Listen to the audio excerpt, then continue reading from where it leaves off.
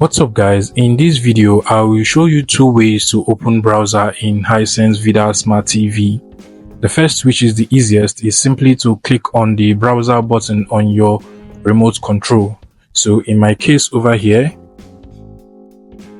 you can see the browser button in my remote, and once I click on it, it automatically opens my browser and I can now hover through anything I want. So I can go to Google and search for whatever I want to search for. Another way to open browser in your Hisense Vidaa Smart TV is simply for you to scroll through the apps in your home screen to the end and then click on more apps.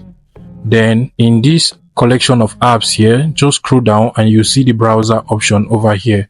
So this is the browser option here. So once I click on it, it still opens the browser for me, and I can still, go through the browser and search for anything I want to search for over here.